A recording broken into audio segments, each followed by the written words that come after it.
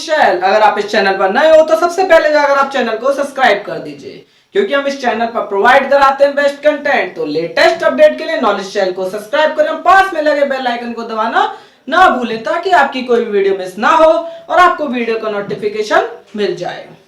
मुझे उम्मीद है आपने पीरियोडिक क्लासिफिकेशन वाला चैप्टर पूरा देख लिया होगा। अगर आपने नहीं देखा है तो आई बटन पर क्लिक करें और सबसे पहले जाकर आप उस चैप्टर को देख लीजिए। तो बिल्कुल भी टाइम वेस्ट नहीं करते, स्टार्ट करते अपना अगला चैप्टर, जो कि है हमारा अवर एनवायरमेंट। अवर एनवायरमेंट जो कि हमारा क्लास 10th का चैप्टर नंबर 15 है, उससे अब हम स्टार्ट करेंगे। तो हमारा सबसे पहला टॉपिक है एनवायरमेंट। तो एनवायरमेंट क्या चीज है?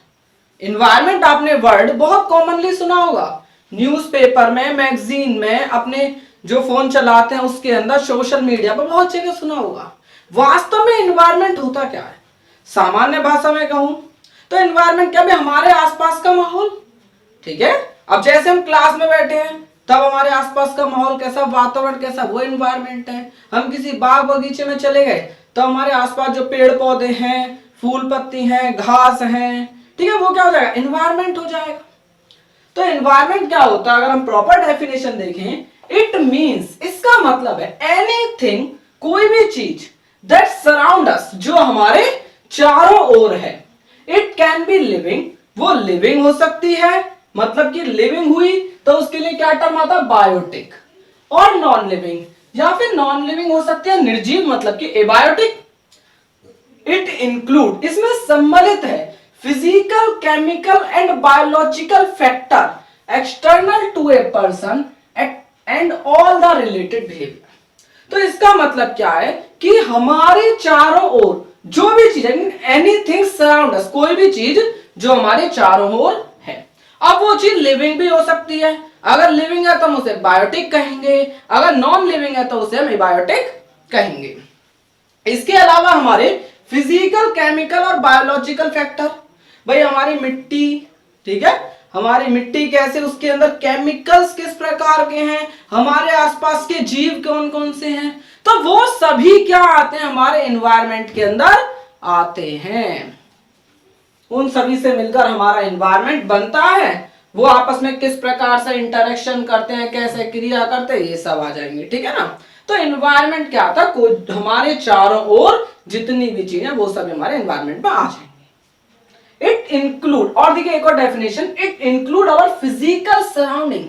इसमें हमारा फिजिकल सराउंडिंग है, जैसे देखिए एयर, हवा एनवायरमेंट में होती है, वाटर बॉडी, सॉइल, और जितने भी ऑर्गेनिज्म है, plant, animal, human being, micro organism, bacteria, fungi, ये सभी हमारे एनवायरमेंट के अंदर ही आते हैं। Ecosystem, what are its component? अब इकोसिस्टम क्या होता है? देखिए इकोसिस्टम में सामान्य भाषा में कहूं तो कोई ऐसा एरिया, कोई ऐसा क्षेत्र जहां पर प्रत्येक चीज पाई जाए, मतलब कि, और वो सेल्फ सस्टेनिंग होना चाहिए, वो खुद पे खुद एकदम इंडिपेंडेंट होना चाहिए। मतलब उसके अंदर प्रोड्यूसर भी होने चाहिए जो कि खाना बना सके, कंज्यूमर भी होने चाहिए जो खाना खा सके, और डीकंपोजर भी होने चाहिए जो वेस्ट मटेरियल है उसको नष्ट कर सके, ताकि उस चीज का प्रयोग दोबारा से प्रोड्यूसर जो होते हैं, जो पैदा करने वाले हैं, कर सके। तो एक ऐसा एरिया जिसमें ये सभी चीज मिले, उसे हम क्या कहेंगे? इकोसिस्टम कहते हैं। तो जैसे कि एक तालाब है, तो तालाब के अंदर देखिए हमारे एक्वेटिक प्लांट है, वो क्या करेंगे? फोटोसिंथेसिस करेंगे और भोजन बनाएंगे। हमारी छोटी मछली होंगी, वो उन एक्वेटिक प्लांट्स को खाएंगी, बड़ी मछली होंगी वो उन्हें खाएंगी, छोटी मछलियों को। इस तरीके से हमारी एक चेन चलेगी, और एंड में जब वो मर जाएंगे या उनका जो वेस्ट होगा उससे बैक्टीरिया वगैरह डिकम्पोज कर देंगे, और फिर हमारे मिट्टी के अंदर मिला देंगे तालाब की, और फिर उस मिट्टी में से न्यूट्रिएंट को हमारे फिर से जो एक्वेटिक प्लांट है वो ले लेंगे। तो इस तरीके से हमारी चेन चलती रहेगी। तो ecosystem, all the interacting organism in an area, मतलब एक एरिया में सारे के सारे ऑर्गेनिज्म जो आपस में क्या करते हैं? इंटरेक्ट करते हैं, क्रिया करते हैं, टुगेदर विद, किसके साथ? Non living constituent of the environment. तो देखो सारे के सारे लिविंग ऑर्गेनिज्म और हमारा जितना भी जो हमारा नॉन लिविंग कंस्टिट्यूएंट है एनवायरमेंट का, वो सभी, मतलब मिट्टी भी हमारी, एयर वगैरह सब, वो क्या बनाते हैं? इकोसिस्टम का निर्माण करते हैं। तो इकोसिस्टम क्या है? स्ट्रक्चरल और फंक्शनल यूनिट होती है इको लॉजी की, जहां पे जितने भी लिविंग ऑर्गेनिज्म है एक दूसरे के साथ इंटरेक्ट करते हैं, क्रिया करते हैं, एंड सराउंडिंग एनवायरमेंट, अपने चारों ओर के वातावरण के साथ क्रिया करेंगे। जैसे example garden, forest, pond, lake, crop field, etc हमारे होते हैं। अब टाइप्स ऑफ इकोसिस्टम। इकोसिस्टम कितने प्रकार के होते हैं? इकोसिस्टम भाई होते हैं दो प्रकार के, एक नेचुरल इकोसिस्टम और एक आर्टिफिशियल इकोसिस्टम। नेचुरल इकोसिस्टम होता है एकदम प्राकृतिक, जो नेचर ने निर्मित करा, उस इकोसिस्टम को नेचुरल इकोसिस्टम कहते हैं। It is a natural unit consisting of, जो बनी होती है प्लांट, एनिमल और माइक्रो ऑर्गेनिजम्स की। एक प्लेस, एक स्थान जहां पर प्लांट और एनिमल डिपेंडेंट वन अनदर, एक दूसरे पर निर्भर रहते हैं, प्लांट भी और एनिमल भी, वो हमारा नेचुरल इकोसिस्टम है। जैसे फॉरेस्ट हुआ, लेक हुआ, ETC. Artificial ecosystem, artificial ecosystem होता है मैन मेड इकोसिस्टम। तो these are created by human being, तो ये मनुष्य के द्वारा बनाया जाता है। Where management balance of the nature it disturbed regularly. Where management, तो जहां पर जितना भी व्यवस्था है वो मनुष्य बनाएंगे, ठीक है, मतलब वहां पे जो मैनेजमेंट होगा वो व्यवस्था, और साथ ही साथ जो नेचर का बैलेंस है वो डिस्टर्ब होता रहता है लगातार, क्योंकि वो नेचुरल तो नहीं है। नेचुरल में हर चीज क्या है, मेंटेन्ड होती है नेचर के द्वारा, लेकिन ये मनुष्य ने बनाया तो उसमें मनुष्य खुद क्या करेगा, उसे मेंटेन करना पड़ता है इकोसिस्टम को, प्रत्येक चीज को। द बेसिक एबायोटिक और biotic component are defined by man in artificial ecosystem. तो आर्टिफिशियल इकोसिस्टम में बायोटिक कंपोनेंट कौन कौन से होंगे, एबायोटिक कंपोनेंट कौन कौन से होंगे, वो मनुष्य की मर्जी के होंगे भाई। जब मनुष्य ने बनाया तो वो अपनी मर्जी के हिसाब से उस इकोसिस्टम को डिजाइन करता है और उसे उसको पूरी तरह मेंटेन रखना पड़ता है, व्यवस्थित रखना पड़ता है। एग्जाम्पल गार्डन, जैसे कोई बाग वगैरह होते हैं हमारे, वो हो जाएंगे, या फिर हमारे जो गार्डन होते हैं वो, क्रॉप फील्ड, ठीक है, जो हमारे खेत हैं वो, एक्वेरियम, एक्वेरियम तो आप जानते होंगे जिसके अंदर मछली पाली जाती है, ओके, तो एक्वेरियम वगैरह हो जाते हैं। तो एक्टिविटी 15.1 काफी अच्छी एक्टिविटी है, तो ध्यान से देखना।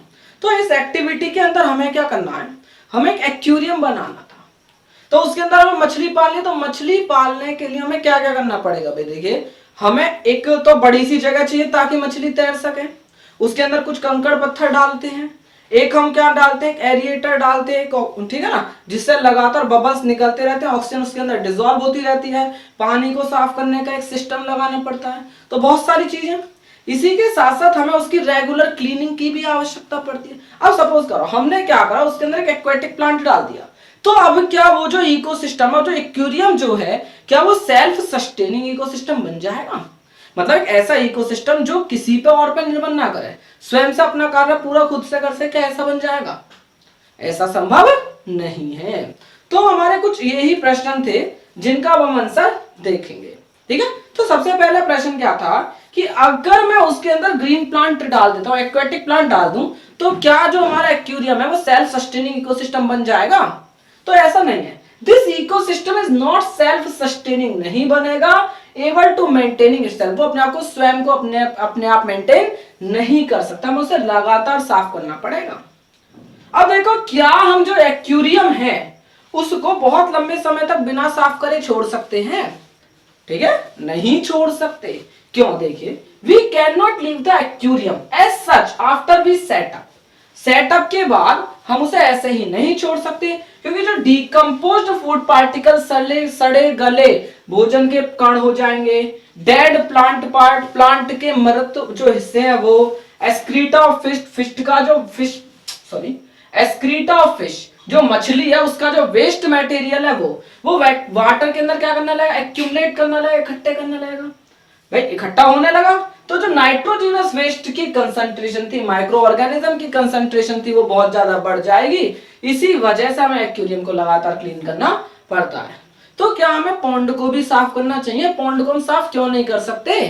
अब वो देखिए, एक पॉन्ड और lake need not to be clean. भाई पॉन्ड और लेक को हमें लगातार साफ करने की आवश्यकता नहीं है इस तरीके से जिस तरीके से हम एक्वेरियम क्यों करते हैं, बिकॉज क्योंकि they are large size ecosystem में। पॉन्ड जो है ना बहुत बड़ा इकोसिस्टम होता है, इसमें बहुत सारा पानी है और साथ ही साथ इसमें मतलब यहाँ पे एक ऐसी भी घटना होती है जिसके द्वारा लगातार उसके अंदर पानी आता रहता है, वो क्या है, रेन। तो बारिश के द्वारा लगातार उसके अंदर पानी आता रहता है। तो गाइस हमारा ये लेक्चर यहीं पर फिनिश होता है। मुझे उम्मीद है आपको लेक्चर अच्छा लगा होगा। तो वीडियो अच्छी लगी तो वीडियो को लाइक करें, शेयर करें और चैनल को सब्सक्राइब करें। और आपका इस वीडियो से संबंधित अगर कोई भी डाउट है तो आप मुझे कमेंट बॉक्स में कमेंट करके जरूर बताएं, मैं आपका डाउट डेफिनेटली क्लियर करूंगा। Thank you.